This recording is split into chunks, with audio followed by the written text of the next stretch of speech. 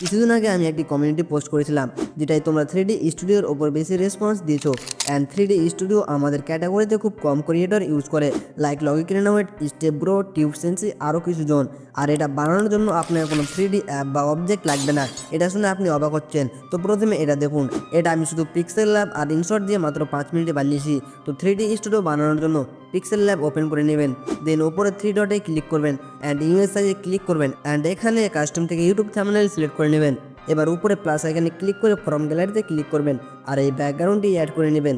দেন ডান দিকের টুলগুলো একটু উপরে উঠালে দেখতে পাবেন রেডি পজিশন, এই যে ক্লিক করে সেন্টার করে নেবেন। কপিতে ক্লিক করে কপি করে নেবেন অ্যান্ড লেয়ারে ক্লিক করে ফার্স্ট লেয়ারটিকে লক করে নেবেন। দেন সেকেন্ড লেয়ারে সিলেক্ট করে রেখে টুলগুলো স্ক্রল করলে দেখতে পাবেন 3D, এতে ক্লিক করে এর ওয়াই অ্যাক্সিস 70 করে নেবেন অ্যান্ড কিছুটা এইভাবে অ্যাডজাস্ট করে নেবেন অ্যান্ড এটাকে কপি করবেন অ্যান্ড সেকেন্ড লেয়ারটিকে লক করে দিবেন।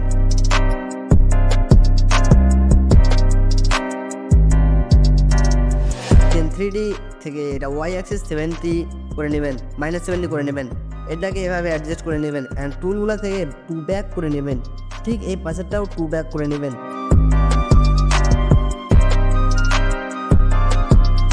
এবার গ্যালারি থেকে আপনি ইজি ফ্লোরটি অ্যাড করে নেবেন।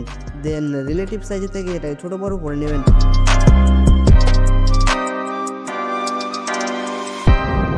অ্যান্ড 3Dতে ক্লিক করে এটার এক্স অ্যাক্সিসকে 70 করে নেবেন অ্যান্ড রাইটে ক্লিক করবেন।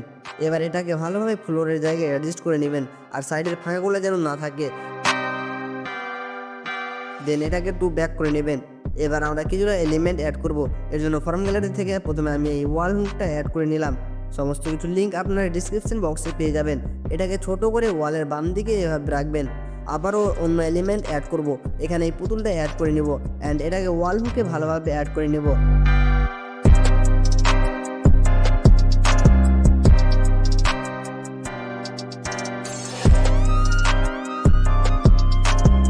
আমি সমস্ত এলিমেন্ট অ্যাড করে নিচ্ছি যাতে আপনাদের সময় পাচ্ছে। তো আমি এখানে সব কিছু অ্যাড করে নিয়েছি, আপনারা ভালোভাবে সব কিছু অ্যাড করে নেবেন।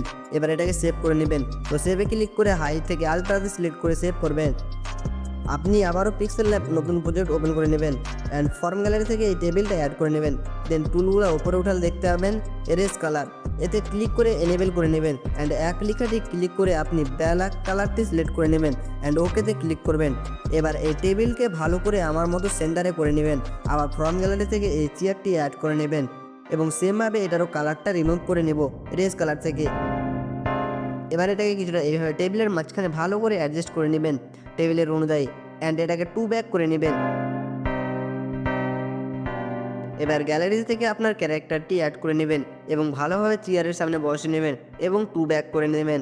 দেন যদি ক্যারেক্টারটি যদি না দেখা যায় তাহলে আপনি লেয়ারে ক্লিক করে ক্যারেক্টার লেয়ারটিকে চেয়ারের উপরে করে নেবেন অ্যান্ড ডান। আপনি এবার এর ব্যাকগ্রাউন্ডটি ট্রান্সপারেন্ট করে নেবেন।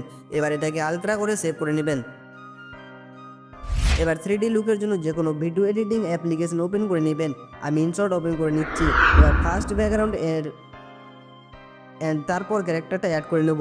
ক্যারেক্টার লেয়ারে ক্লিক করে টুলগুলো সাইড করে দেখতে পাবেন সুইচ, সেটা ক্লিক করবেন।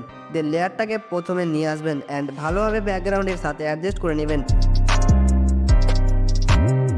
দেন দুটো লেয়ারের লেন্থ বাড়িয়ে নেবেন। দেন ফার্স্টে একটি কি ফ্রেম অ্যান্ড লাস্টে একটি কি ফ্রেম অ্যাড করে নেবেন। লাস্ট কি ফ্রেমে গিয়ে এইভাবে ক্যারেক্টারটা জুম করবেন, জুম করে একটু নিচের দিকে নামাবেন। এবার ব্যাকগ্রাউন্ডের ফার্স্টে একটি কি ফ্রেম অ্যান্ড লাস্টে একটি কি ফ্রেম অ্যাড করে নেবেন অ্যান্ড লাস্ট কি ফ্রেমে গিয়ে জুম করবেন অ্যান্ড কিছুটা উপরে করে নেবেন। এবার এই টকিং মাউথটা অ্যাড করে নেবেন। দেন কাট আউটে গিয়ে ক্রোমা কিতে ক্লিক করে গ্রিন ব্যাকগ্রাউন্ডটি রিমুভ করে নেবেন আর স্ট্রেন্থটা বাড়িয়ে নেবেন। এবারে এটাকে ক্যারেক্টারের মাউথের জায়গায় ভালোভাবে বসিয়ে দিবেন।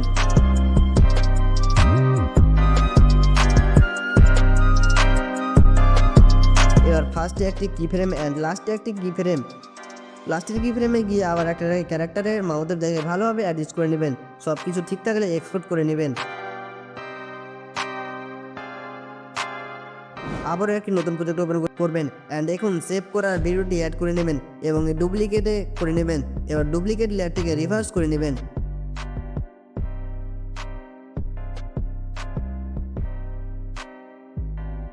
নাও কমপ্লিট আপনার 3D স্টুডিও। এটাকে এক্সপোর্ট করে নেবেন।